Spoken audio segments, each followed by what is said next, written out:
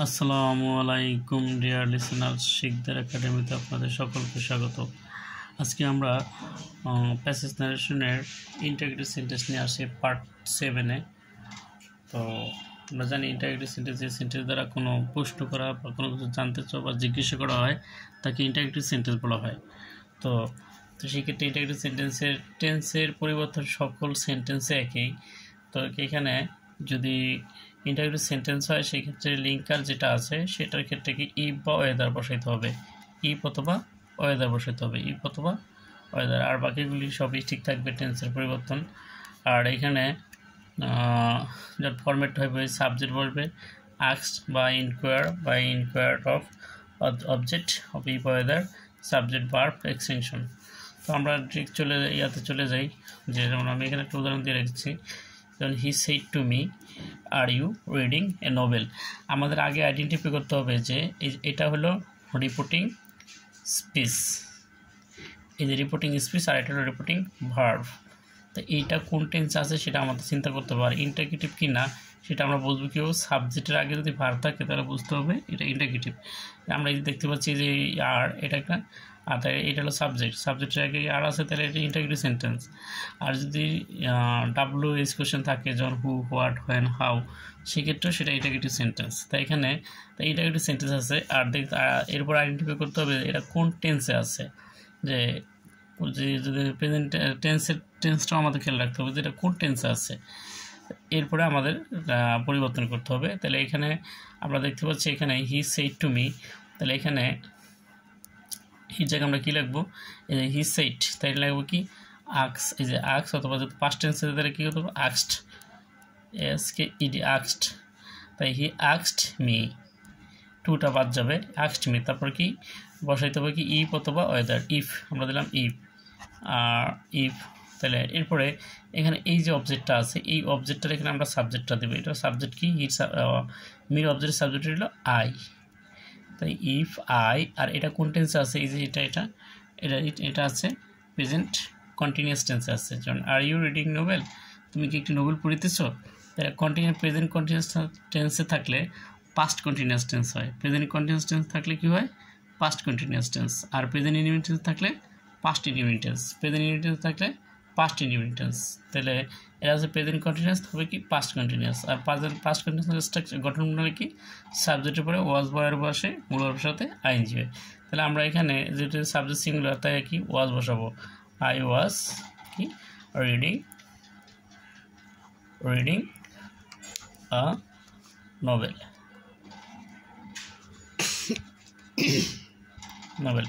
তাহলে এইখানে এই দুটো শেষ হয়ে গেল, যে যেটা প্রেজেন্ট কন্টিনিউয়াস ছিল এটা পাস্ট কন্টিনিউয়াসে করলাম। আর যেহেতু ইন্টারগেটিভ তাহলে আমরা কি যে দ্যাটের পরিবর্তে আমরা এসে বসাবো কি ইফ বা ওয়েদার বসাইতে পারলাম। তো এখানে দ্যাট বসে তিনটায়, অ্যাসারেটিভ, অপটেটিভ আর এলাকা এক্সক্লামেটরি। আর ইফ বা ওয়েদার বসে ইন্টারগেটিভ সেন্টেন্সে, আর টু বসে ইম্পারেটিভ সেন্টেন্সে। পাঁচটা সেন্টেন্সই নারেশন হয়। তাহলে এটা গেল আমাদের আরেকটা আমরা উদাহরণ যাব। তো আরেকটা উদাহরণটা হলো কি, কারণ Wasim said to his sister, will you finish the work? Wasim said to his sister, will you finish the work? তাহলে এখানে আমরা এই ওয়াসিম এর আমরা কি দেখতে পারি, ওয়াসিম তা asked, ASKED asked। তাহলে আমরা কি দেখতে asked his sister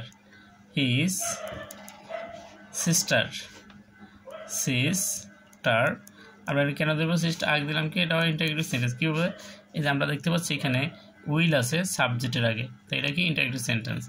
তাহলে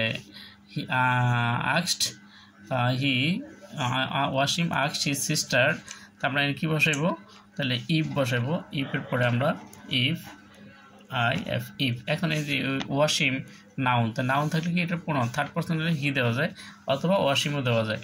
তাহলে আমরা হি দিব। অ্যান্ড এটা আছে কোন টেন্সে, ফিউচার ইনডিফিনিট টেন্সে। তাহলে ফিউচার ইনডিফিনিট টেন্স থাকলে আমরা কী করবো, উইলের কী হয় উড, আর শ্যালের শুট। এরকম অনেকগুলি ভিডিও দেওয়া রয়েছে প্রথম ইয়াগুলিতে, তো সেগুলি না দেখলে হয়তো এগুলো একটু বুঝতে কঠিন হবে। ইয়াটা দেওয়া আছে হি উড। তো তাহলে এখানে উইডের দেওয়া দিতে আমরা কি উড দিতে পারি, উড, হি উড। তাহলে আমরা হি উড এখানে, তারপর আমরা কি করি, যে ইউ আছে, ইউটা আমরা কি করব, হি উড এর কিন্তু ভার্ব বসাইতে হবে, ভার্ব কি যা আছে তাই বসাইতে হবে, no change. Finish, FINISH, finish the work, finish the work. তাহলে আমরা যে দেখলাম যে যদি ইন্টারগ্রেটিভ সেন্টেন্স হয় তাহলে টেন্সের পরিবর্তন সকল সেন্টেন্সে একই, টেন্সের পরিবর্তন সকল সেন্টেন্সে একই হবে, কারণ যে প্রেজেন্ট টেন্স ইন্টারগেটিভের একই নিয়ম হবে টেন্সের পরিবর্তন, ইম্পারেটিভ একই নিয়ম টেন্সের পরিবর্তন, অপটেটিভ একই হবে, এক্সক্লামেটরিতে একই হবে, এটা টেন্সের পরিবর্তন সকল জায়গায় একই হবে। তো এরপর আমরা যাবো যে WH কোশ্চেন থাকলে কী হবে। এখন আমরা দেখলাম যে এতক্ষণে যে অক্সিলারি ভার্ব বা মডেল ভার্ব থাকলে এরকম হয়, যে আমরা দেখলাম এই যেখানে অক্সিলারি ভার্ব দ্বারা এটা ইন্টারগ্রেটিভ সেন্টেন্স হচ্ছে। আর ইন্টারগ্রেটিভ সেন্টেন্স বোঝার উপায়টা কি, যে সাবজেক্টটাকে ভার্ব থাকে তাহলে বুঝতে হবে ইন্টারগ্রেটিভ, বা প্রশ্ন তো অবশ্যই থাকবে। আর ইন্টারগ্রেটিভ সেন্টেন্স আমরা জানি, প্রশ্ন কোনো কিছু জানতে চাও বা জিজ্ঞাসা করা হলে তাকে ইন্টারগ্রেটিভ সেন্টেন্স বলা হয়। তাহলে এখানে আমরা হু, ইন্টারগ্রেটিভ সেন্টেন্স যেমন কি হু, হোয়াট, হোয়েন, হাউ, হোয়ার এগুলো যদি থাকে তো সেটাকে আমরা ইন্টারগ্রেটিভ সেন্টেন্স ধরে নিতে পারি। তো এখানে তো এই বা এদের পরিবর্তে আমরা কী করবো, সেক্ষেত্রে এই যে WH কোশ্চেনটা বসাবো। WH কোশ্চেন কোনগুলি, এই যে এগুলি যেমন হু, হোয়াট, হোয়েন, হাউ, হোয়ার এগুলো হলো WH কোশ্চেন। তা আমরা এখানে যদি আমরা তার একটা দিয়ে রাখছি, যেমন Zahid said to Zakir what are you doing. তাহলে আমরা এখানে কী দিতে পারি, জাহিদ এখানে কি আক্সড, আমরা দেবো কি আক্সড, কারণ ইন্টারগ্রেটিভ সেন্টেন্সে কি সেটের পরিবর্তে দিতে কি আক্সড, যদি পাস্ট ফর্ম আছে তাহলে কি আক্সড দিতে হবে, আক্সড জাকির, তার এখানে হোয়াট আছে আমরা কি হোয়াটই দেবো, হোয়াট থাকলে কি হোয়াটই দিতে হবে, হোয়াটের কোনো পরিবর্তন হবে হোয়াট। এখন এখানে আমরা সাবজেক্ট কি দিব, সাবজেক্টে না আছে কি ইউ আছে এখানে, তো এইখানে সাবজেক্ট কোনটা হইতে পারে, সাবজেক্ট এখানে এই যে এটার অনুযায়ী হবে, যে এখানে কি থার্ড পার্সন আছে, থার্ড পার্সনের হবে, যেমন জাহিদের কি হি দিতে পারি আমরা, এখানে হি এটা দিতে পারি আমরা, হি দিতে হবে, অথবা এখানে এইটাও দিতে পারে, এই যে জাকির পরিবর্তে জাকিরও লেখা দিতে পারে অথবা হিও লেখা দিতে পারে, এটা অনুযায়ী সাবজেক্ট হবে। তাহলে এখানে জাকির অথবা হি যে কোনো একটা দেওয়া যায়, আমরা সংক্ষেপে দিলাম এটা।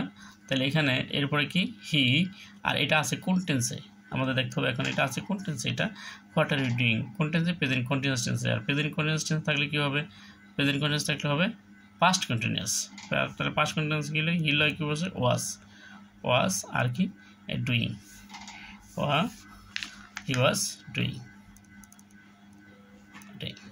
তাহলে এটা, তারপর আমরা আরেকটা দেখবো, যেমন he said to me where are you going, সে আমাকে জিজ্ঞেস করেছিল যে আমি কোথায় যাচ্ছি। তাই এখানেও সেম ইন্টারগ্রেটিভ সেন্টেন্স আমরা কীভাবে বুঝলাম, এই যে হোয়ার দেখে বুঝলাম যে সাবজেক্টের, এটা হলো সাবজেক্ট, এই সাবজেক্টের আগে এই ভার্বটা ইয়াটা আছে WH কোশ্চেন, তো এটা কি ইন্টারগ্রেটিভ সেন্টেন্স। আর কোন টেন্সে আছে সে টেন্সটা আমাদের খেয়াল রাখতে হবে, প্রথমে দেখতে হবে আমাদের কোন টেন্সে আছে, মানে কোন সেন্টেন্সে আছে, তারপর দেখতে হবে কোন টেন্সে আছে, সেই অনুযায়ী আমাদের পরিবর্তন। ন্যারেশনের মূল টার্গেট হলো যে এটা কোন টেন্সে আছে সেটা আমাদের খেয়াল রাখতে হবে। তো আগে আমাদের দেখতে হবে কোন সেন্টেন্সে আছে, তারপর দেখতে হবে আমাদের কোন টেন্সে আছে, প্রথম সেন্টেন্স তারপর হলো টেন্স, তারপর আমাদের পরিবর্তন করতে হবে।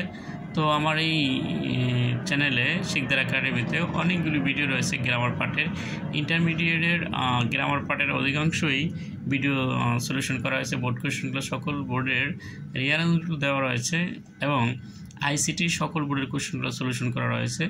ইনশাল্লাহ যদি আমার এই চ্যানেলটি কেউ দেখে তার ICT এবং গ্রামার পার্টের জন্য আর কোনো টিচারের প্রয়োজন হবে না, ইনশাল্লাহ ঘরে বসেই যে সমস্যাগুলো আছে সলিউশন করতে পারবে ইনশাল্লাহ। তো ভিডিওটি ভালো লাগলে লাইক, কমেন্ট, শেয়ার এবং সাবস্ক্রাইব করতে যেন আমরা না ভুলে যাই। তো আমরা এটা একটা সলিউশন করি, এই যে এটা, তো এখানে সি,